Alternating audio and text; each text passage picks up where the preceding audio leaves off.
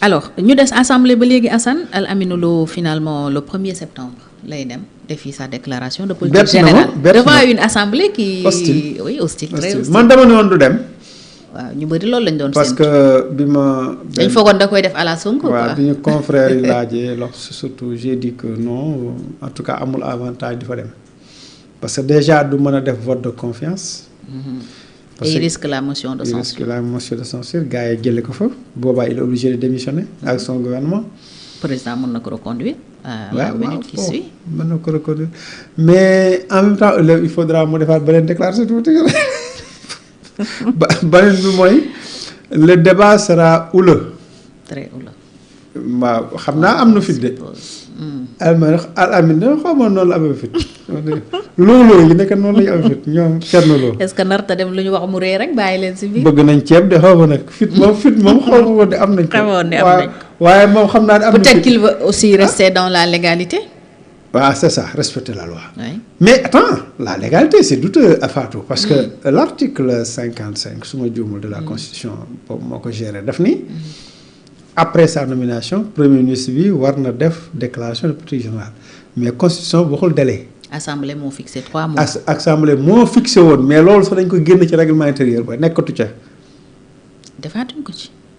je ne me rappelle pas mi ngi ci de. dañ ko ci defaat. je crois que mi ngi ci. il devait faire normalement en fait le 25 août le matal les 3 mois. 25 août bi passé. oui il a été nommé le 25 mai. kon peut-être bu fekkee mu ngi ci règlement intérieur bi. ça doit être ça. bon délai 3 mois parce que délai bi règlement intérieur bi de l'Assemblée moo ko fixé et non pas la constitution. parce que constitution bi joxewul délai. mais nag dafa fixer le principe boo xam ne war nañ ko def. maanaam obligation constitutionnelle la. mais nag waxul ci délai sàngam lañ ko def après sa nomination. léegi nag règlement bi intérieur ni 3 mois règlement intérieur boobu xëy na pour le moment moom la ñu war a respecter su fekkente ne pour man sax dañ ko dindi bàyyi ko parce que c'est avec Sonko dafa amoon confusion. oui xam nga boobu il fallait un nouveau règlement intérieur. voilà Sonko après defaat nañ ko. Sonko toog na ba c'est fixé. xelam dal mu door a dem assemblée. bañ changé. waaw assemblée jàkkaarloo gaaye.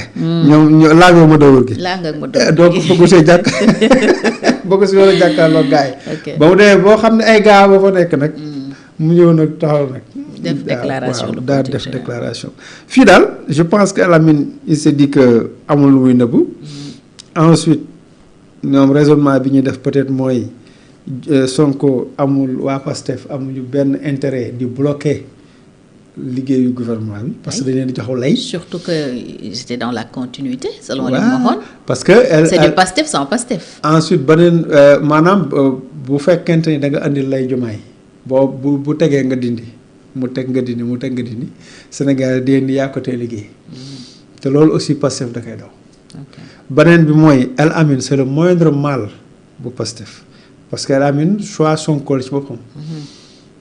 bu ko Diomaye reconduire moo gën mu indi foon benn président boo xam ne qui n'a rien à voir ñoom Abdourahmane Diouf avec le projet. waaw donc mënuñu am parce que bi ñu choisir El Amine premier ministre dama ni Pastef mënu woon am lu gën profil bii. parce que keneen ku ñu indi woon rek. day incompatible mais kii au moins mu ngi woon ak àndoon ak ñoom ñëpp. ñoom ñaar c'était le secrétaire général du gouvernement. très bien ñoom après mu nekk ministre chargé du suivi. très bien de l'agenda national. ñoom ñaar ñëpp la àndaloon. ñoom ñaar ñëpp la àndaloon. ndee ba xàjjale ko bu ko nommé waatee ça veut dire que moom mu ngi ci continuité la ñu nekkoon. et loolu la Al Amine wax dans sa première déclaration. wax na dëgg. après sa nomination beneen bi mooy conduire moo yoroon agenda 2050. projet bi. te ñoom ñaar ñoo ko présenté. waaw agenda boobu Sonko sax ko présenté. moom agenda boobu la Al Amine di continuer. léegi nag booy def loolu ba ñu indi kaneen. ku naan kaani. waaw ku naan ku leen gën a naan kaani foofu xam nga dañuy jël kii Abdourahmane Diouf gënuñu kaa naan kaani. est-ce que naanu ko boole ci diwoo ko. xam nga moom gënuñu kaa naan kaani léegi boo jëlee keneen ku gën a rakkaaju Abdourahmane Diouf. waaw moom day saf-saf. non am na gars yu mel noonu. ce sera la guerre totale. am na gars yoo xam ne kaay xeex moo leen gënal sax kaay ay naan ataay. du coup dañ fay nekk di jote yoo xam métti yoo xamante ni kenn mënu ko lijjanti donc du coup je crois que moo tax ma yaakaar ni Pastef am na peut-être possibilité bàyyi Al Amine mu dérouler. kon il serait pas pertinent def motion de censure. non mais c'est possible. lu mën a am la. c'est possible parce que bul xam Sonko menacé na ko nee na orientation yi su ko arrangé wul wala boog bu jubluwul ci projet yi. ni ñu ko doon waxee ñoom dañuy jël seen responsabilité. loolu daaneel gouvernement bi. parce que nee na sax Al Amine moom am na yu muy def ci suuf xaw ma karoon wax nag mu ne am na yu muy def ci suuf xam nañ yi muy def ci suuf xaw ma nag lu mu def ci suuf. heureusement Al Amine politikul du tontu ci. ay déclaration mais yenn saa yi mu def ay sànni ay kii. sew sur X. waaw da kaa jàng ci Diomaye waaw yenn saa yi. Diomaye ak jàngal yenn saa yi mu sànni caxabal daal di daw. waaw Diomaye ak jàngal. genre njoos quoi. waaw borom jëmb bi. borom dugub donc bu yomb daal le 1er septembre. non pour le gouvernement parce que assemblée hostile la je crois que su fa demee du fa dégg lu ko neex. du tout. Et donc le débat du yomb du tout. du yomb ci moom du yomb ci ay ministres à la fin mën na risquer également une motion de censure.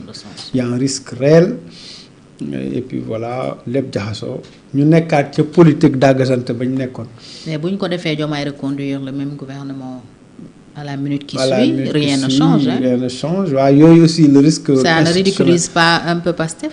Non, pas forcément, mais je veux dire, beaucoup de fait aussi, ce nouveau gouvernement pourrait être obligé de faire encore une déclaration dans 3 mois. Oh, ça, c'est un cycle un peu... Entre-temps, peut-être Diomaye aura dissous l'Assemblée, peut-être bien. Wow. Mais là, man xalaatu moon mu def ko franchement dama doon xaar peut-être ñu dissoudre ko pare mu door a def waaw loolu la ñu bëri doon xaar. waaw man comme Sonko def la jurisprudence Sonko quoi. la jurisprudence Sonko waaw man loolu laa jàppoon la jurisprudence Sonko mais comme moom def na ay calculam moom Al Amine ba jàpp ni war naa mën a songu. peut-être tam bu ñu ko defee motion de censure dinañ jox président benn prétexte pour dissoudre l'Assemblée. voilà plus de prétexte. voilà. yooyu yëpp mu ngi ci. parce que ñoom aussi dañuy nekk. dañuy calculer ñoom itam. dañoo nekk ci. pour légitimer un peu quoi les décisions à venir. am na ñu ne sax mën nga suspendre l'Assemblée. possible. am na ñu ne am na déjà les recommandations yooyu jug na. même des voix dans l'opposition. moo koy dégg ñooñu dañoo xam procédure yi. ok dafa am ñoo xam ne. et ce sont des parlementaires aguerris. en fait dans ces parlementaires aguerris. laa nga ma door gi da ci am ñoo xam ne dañoo xamee procédure. waaw yow.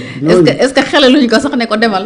la motion bi président suspendre leen far te leen dem leen toog parce que annoncé nañ yeneen session keroog Sonko bi muy tëj session extraordinaire bi mi ngi naan xaw ma ndax di ngeen am ay vacances waaye dama leen di souhaiter bon màggal au moins bon gàmmu autant pour man tey lu ma dal. waaw noonu la gàmmu man mii damay jaxase màggal ak gàmmu. bon gàmmu mais je suis pas sûre que vous aurez des vacances ça veut dire que.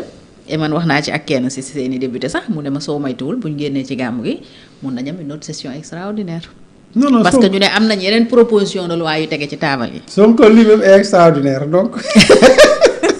il ne fait que des choses extraordinaires. donc ay session yi Sonko moom day extraordinaire y en aura beaucoup.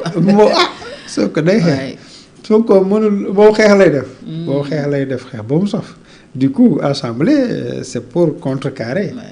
Contrôler, contrecarrer, voilà, maîtriser, orienter. La jël Diomaye aussi. Ah oui, kooku moom tant que mu ngi fi moom évidemment il y a un piège piège bi mooy pousser Diomaye à chaque fois muy politique rek di politique ba du liggéey.